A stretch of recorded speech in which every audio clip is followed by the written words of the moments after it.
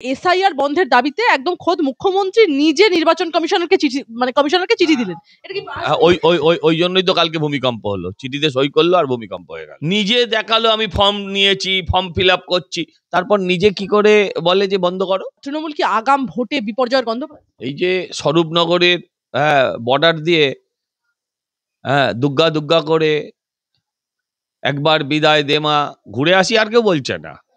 যেই যে চলে যাচ্ছে, এরপরেও যদি তারা গন্ধ না পায়, তাহলে আমার মনে হয় ওদের কোভিড টেস্ট করা দরকার। জাহাজ যখন ডোবে ইঁদুররা সবার আগে পালায়।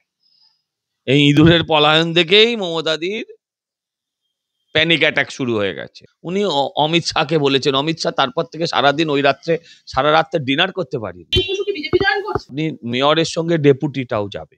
অভিষেক বন্দ্যোপাধ্যায় প্রায় 10,000 জনপ্রতিনিধি এবং সাংগঠনিক পদাধিকারীদের নিয়ে হবে এই বৈঠক, এবং এই বৈঠকে বিশেষভাবে নজর দেওয়া হবে মতুয়া অধ্যুষিত অঞ্চলগুলির দিকে। একই সঙ্গে নজরে থাকবে উত্তরবঙ্গের জেলাগুলো। অভিষেক বন্দ্যোপাধ্যায় হঠাৎ কেন 10,000 নেতা কর্মীদের নিয়ে ভার্চুয়াল মিটিং ডাকতে বাধ্য হলেন? আচ্ছা, ওর দল, ও মিটিং ডাকবে, ও আলোচনা করবে, ও সেটিং করবে নিজেদের মধ্যে, তাতে আমার বাবার কি? করতেই পারে, গণতান্ত্রিক ভাবে করতে পারে। এদের তো কোনো অবাক হওয়ার কিছু নেই। কোথাও একবার মিটিং করে হচ্ছে না, দুবার মিটিং করছে কেন? তার মানে নিশ্চয়ই কোথাও ভয় পাচ্ছে। ভয় পাওয়ারই কথা, ভয় পাওয়াই উচিত। তুমি চুরি করবে, বুক ফোলাবে, এটা তো একসাথে হতে পারে না। ভয় পাচ্ছে, ভালো কথা। মতুয়া অধ্যুষিত অঞ্চলগুলোর দিকে, আরে ও প্রত্যেকবার ভোটের আগে ভাবে যে মতুয়া ভাঙাবো, কিন্তু কিছুতেই কিছু হবে না। তুমি যতক্ষণ ওই লুঙ্গি ফতুয়া গুলোকে নিয়ে চলবে, ততক্ষণ তুমি মতুয়া পাবে না। তুমি ওই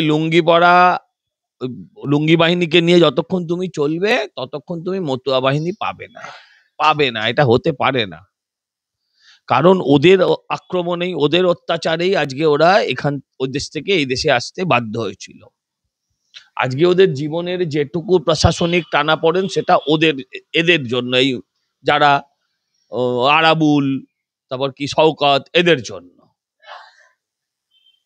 ঠিক আছে, আর জাহাঙ্গীর, এদের জন্য। তো তুমি যদি এখন ভাবো যে তুমি এদেরও রাখবে ওদেরও রাখবে, দুটো তুমি রাখতে পারবে না।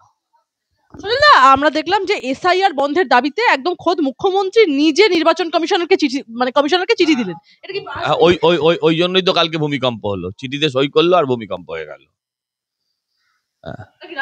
মানে কি রাজনৈতিক বার্তা না, এটা হচ্ছে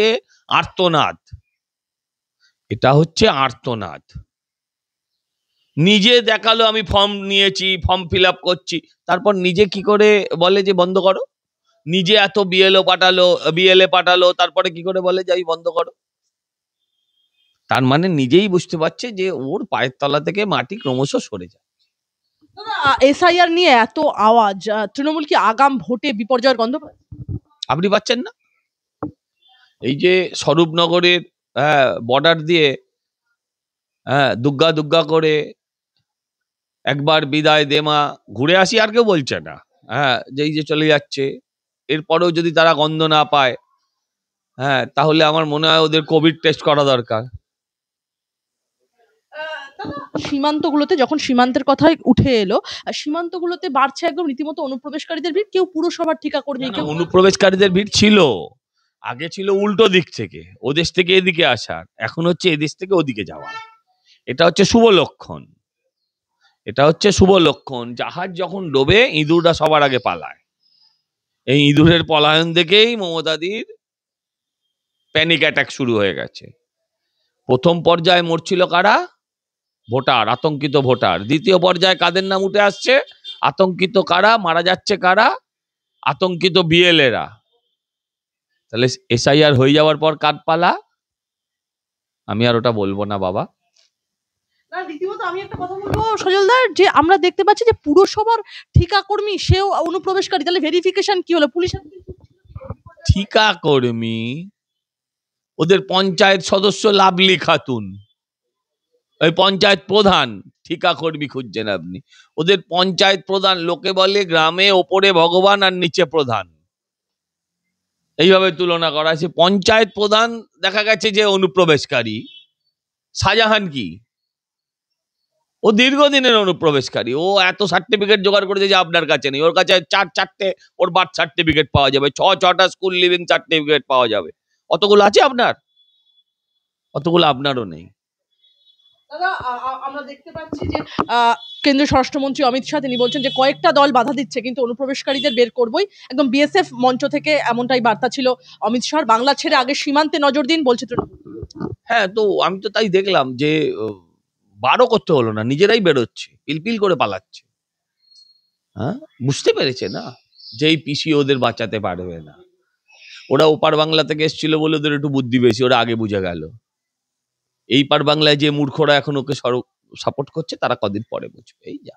কেন্দ্রীয় স্বরাষ্ট্রমন্ত্রীকে পাল্টা শশী পাজা তিনি বলছেন যে আপনি অনুপ্রবেশ নিয়ে অনেক কথা বলছেন, দেশের নিরাপত্তা নিয়ে অনেক কথা বললেন। যদি আগাম জানা যেত পাহেলগাঁওয়ে পর্যটকরা এরকম ভাবে মারা যেত না, দিল্লিতে বিস্ফোরণ হতো না, অর্থাৎ দেশের সীমান্তগুলোতে সঠিক নিরাপত্তা দেওয়া হচ্ছে না, আপনার নজর এড়িয়ে যাচ্ছে আর আপনি বাংলার দিকে ইঙ্গিতটা ছুড়ে দিলেন। বাংলার মানুষ বিজেপিকে বহিরাগতই মনে করে।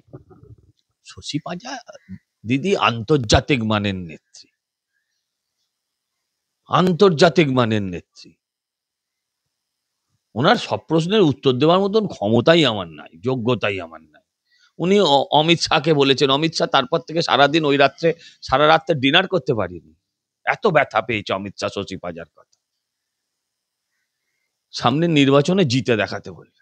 কাকে চ্যালেঞ্জ করছেন শশী পাজাকে? তো ওনাকে চ্যালেঞ্জ করছি না, উনি নিজে বাংলার, উনি নিজে বাংলার। এই যে আপনি বলছেন অবাঙালি বাঙালি উনি বলবেন, উনি কোথাকার? আলটিমেটলি তো কে কতদিন বাংলায় আছে তাই নিয়েই হচ্ছে না, কার রক্ত কার বাবার নাম কি তাই নিয়েই হচ্ছে না। শশী পাজাও বাংলার নয়। আমরা এত বাংলা বিহার করতে রাজি না। আমরা আগে মনে করি ভারতীয়, তারপর মনে করি বাঙালি। একদম ফের শিরোনামে রাজ্যের প্রভাবশালী মন্ত্রী সুজিত বসুর পরিবার পুরনিয়োগ দুর্নীতি মামলায় একদম ফের একবার ইডির নজরে মন্ত্রী সুজিত। সপ্তাহ পরে আলোচনা করবো ওটা নিয়ে, এক সপ্তাহ পরে ওটা নিয়ে আলোচনা। না, অনেকে একটা স্পেকুলেট করছে, একটা স্পেকুলেশন আসছে, সেটা আপনার কাছ থেকে আমাদের দর্শকরা জানতে চাইছে যে 7-10 দিন বাদে ওটা নিয়ে আলোচনা করবো। বিজেপি জয়েন করছে 7-10 দিন বাদে আলোচনা করবো ওটা নিয়ে, 7-10 দিন বাদে আলোচনা করবো। 7-10 দিন বাদে, তার মানে আপনি ইঙ্গিত দিচ্ছেন সেরকম কিছু ঘটবে? কিছুও ঘটতে পারে, 7-10 দিন বাদে আলোচনা করবো। সব আলোচনা আজ করবো কেন? এবার কি ফিরহাদ হাকিম বলি হতে চলেছে? শোভন জয়েন পকেট মার এই লেভেলের লোককে বিজেপি নেবে না, এটাও আমি বলে রাখলাম। যারা চুরি চামারির সঙ্গে যুক্ত তাদের বিজেপি নেবে না। এবার কি ফিরহাদ হাকিম বলি হতে চলেছে? কারণ শোভন জয়েন করা ওদের বলি হয় না, ওদের কুরবানি হয়, তৃণমূলে কুরবানি হয়, ওদের বলি হয় না। শিক্ষা পর্ষদের প্রাক্তন আর যদি শোভনদা, যদি ববিদা বলি হয় আর কি আপনার কথা অনুযায়ী, তাহলে আপনি মেয়রের সঙ্গে ডেপুটিটাও যাবে, কারণ ওনারা একা চলেন না, ওনারা জোড়ায় চলেন। মেয়র দিতে হলে ডেপুটি মেয়রও দিতে হবে। আমরা দেখলাম মধ্যশিক্ষা পর্ষদের প্রাক্তন চেয়ারম্যান কল্যাণময় গঙ্গোপাধ্যায় জামিন পেলেন, একে একে সুবীরেশ ভট্টাচার্য। 3 বছর 3.5 বছর করে খেটেছে, 3 বছর 3.5 বছর করে খেটেছে। এরপরে যদি জামিন না পাওয়া যায় তাহলে সেটা তো আমি বলতে পারবো না, এটা কোর্ট দিয়েছে, কোর্ট বুঝবে। জামিন পাওয়া আর বেকসুর খালাস হওয়া দুটোর মধ্যে তফাৎ আছে। আমি যার সাথে আপনি এই মুহূর্তে বসে কথা বলছেন, আমি অন্তত 50-60টা কেসের মামলায় জামিনে আছি। হ্যাঁ, সেগুলো চুরির মামলা নয়, কোনো রকম চুরির মামলা নয়, চাকরি চুরির মামলা তো ভাবাই যাচ্ছে না। হ্যাঁ, কিন্তু আমিও নিজে জামিনে আছি। জামিন পাওয়াটা অধিকার, জামিন পাওয়াটা অধিকার। কোনটা? আসলে বেশিরভাগ মানুষ না বুঝেই বলেন, এ রাজ্যের বেশিরভাগ মানুষ না বুঝেই বলেন। আচ্ছা, আপনি আমাকে আসলে মানুষ ভাবনা চিন্তা করে বলে না। এই ভারতবর্ষে ধনঞ্জয়কে ফাঁসিতে ঝোলাতে আমার এক্স্যাক্টলি মনে নেই, তবে 1 যুগের বেশি সময় লেগেছিল। সর্বোচ্চ আদালতের রায় পাওয়ার পরেও ধনঞ্জয়কে ফাঁসিতে ঝোলাতে 1 যুগের বেশি সময় লেগেছিল। কাসবের মতো একটা পাকিস্তানিকে ভারতবর্ষের মাটিতে বেশ কয়েক বছর বিরিয়ানি খাওয়াতে হয়েছিল। আফজল গুরুকে বাঁচাতে এখনকার কংগ্রেসের নেতা, তখনকার জেএনইউর নেতারা আফজল হাম শর্মিন্দা হ্যায়, তেরে কাতিল জিন্দা হ্যায় করে মিছিল করত। ভারতবর্ষে আইন ব্যবস্থা একটু ডিলেড হয়, এটা নতুন কিছু নয়।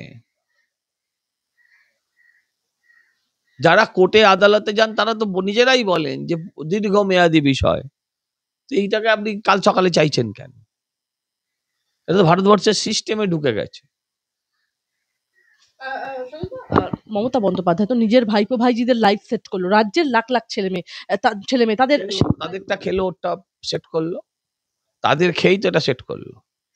নিয়োগ দুর্নীতি কি সত্যিই বিচার পাবে নাকি তৃণমূল বিজেপির এই রাজ্যে আমি বলছি বিচারটা অন্য বিষয়, বিচারটা অন্য বিষয়। লোকে পার্থ চ্যাটার্জিকে আপনি মারবেন না পার্থ চ্যাটার্জির সোর্সটাকে মারবেন?